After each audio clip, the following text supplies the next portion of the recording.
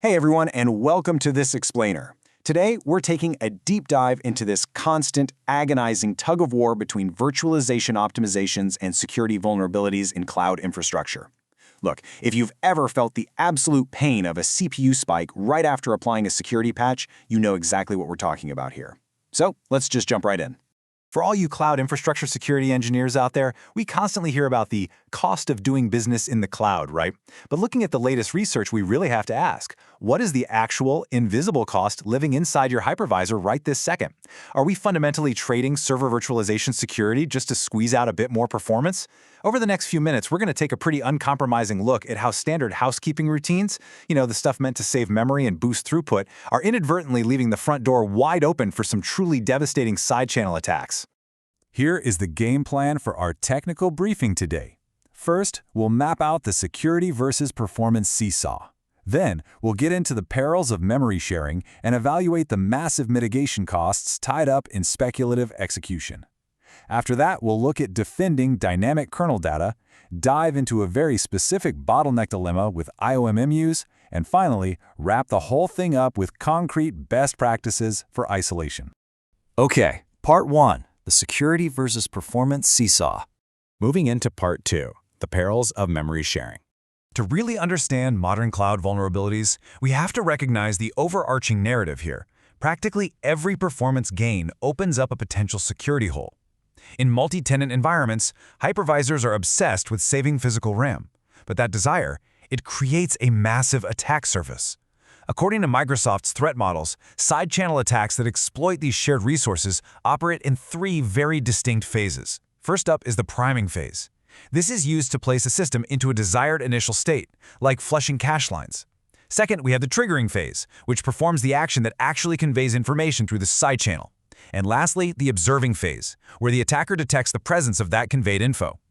When hypervisors share memory pages across virtual machines to save space, they are essentially handing attackers the perfect, pre-built environment to execute these three steps straight across isolation boundaries. This brilliantly illustrates the real-world consequence of all this. When memory deduplication optimizations, specifically things like transparent page sharing, are enabled, you're creating shared resources. Attackers can then just co-locate a malicious VM on the exact same hardware and run a flush and reload cache side-channel attack. And research shows this isn't just theoretical. It can result in a lightning-fast, full recovery of AES cryptographic keys directly from the victim VM. Now, sure, this can be mitigated by disabling transparent page sharing entirely to ensure isolation, but doing so totally destroys your memory efficiency, slapping the cloud provider with a really steep financial and memory performance tax. Part 3. Speculative execution mitigation costs. Now think about how L1 data cache flushing and core scheduling interact during an L1 TF exploit. It's a tricky flow. When two virtual CPUs, one of them being our attacker, are scheduled on the same physical core via hyperthreading, the attacker can leverage a half-specter gadget. By triggering this, they essentially trick the hypervisor into speculatively fetching highly sensitive data right into the L1 data cache. Then, the attacker's sibling thread uses L1 TF to leak the contents of that speculatively loaded cache line. The crazy part, even with conditional L1D flushing active on VM exits, if you don't have strict kernel synchronization, the hypervisor's data is still left completely vulnerable to being leaked. So, what do we do about it? Well, the research points out that we're basically forced to choose between highly secure but wildly expensive hardware isolation or cheaper, potentially flawed software barriers. Dedicating CPU cores, like using minroot to isolate the hypervisor root partition, gives you incredibly robust security against colliding prediction states. But wow, does that cut deeply into compute density. On the flip side, we have software-based speculation barriers, like redpoline. This transforms indirect calls to prevent misprediction. It's way lighter on performance, but redpoline might actually miss some hardware edge cases, like return stack buffer underflows on certain CPUs. It's just a constant grinding balancing act between complete isolation and acceptable performance degradation. Part 4. Defending dynamic kernel data.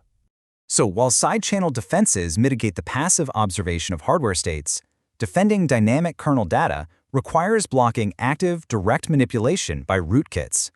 When the virtual machine monitor, or VMM, tries to protect a guest OS, it runs into this semantic gap.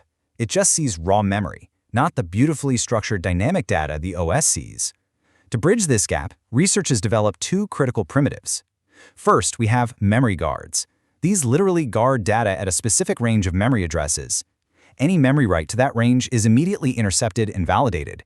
Second, we have watch points, which track pointer state changes. If a protected dynamic data structure moves around in memory, the watch point detects that pointer change and dynamically updates the memory guard's location. This duo gives us real-time protection of moving targets against rootkits. But, as always on the seesaw, there's a catch. Intercepting memory writes creates overhead. The data clearly shows that engineers absolutely must profile their workloads before slapping these dynamic protections on, or you risk accidentally throttling your own infrastructure. Memory-intensive applications pay a much higher performance tax for the security because they're constantly triggering those intercepts.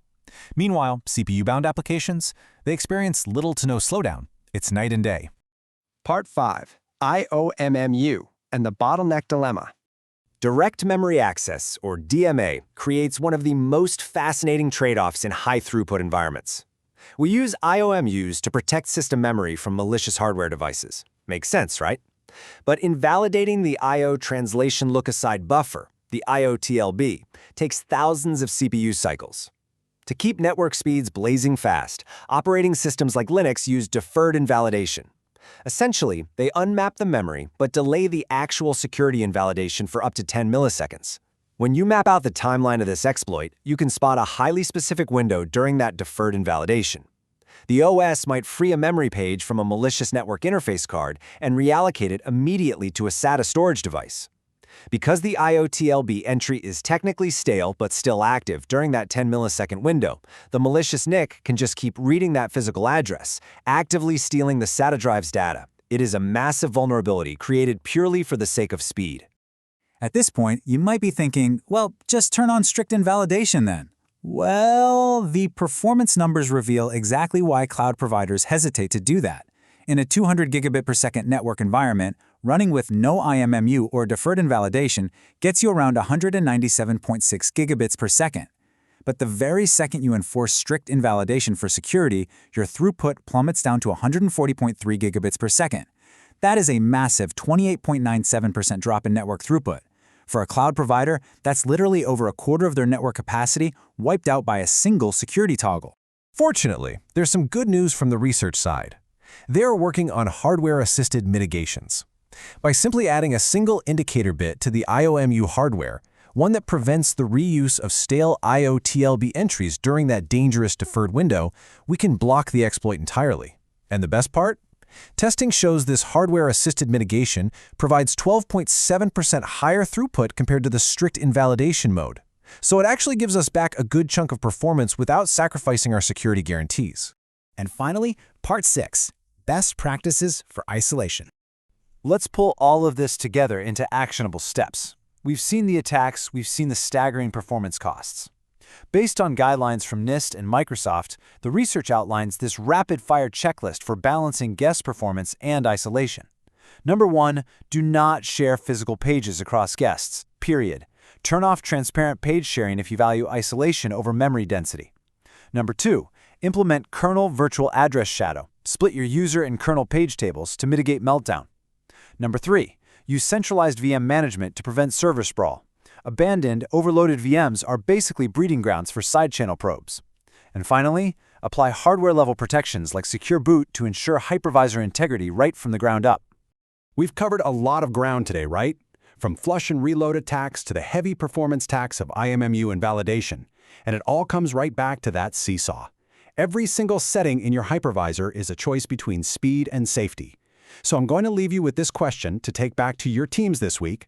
How much acceptable risk currently lives in your hypervisor's optimization settings? I think it's time to find out. Thanks for joining me on this explainer, and keep building securely.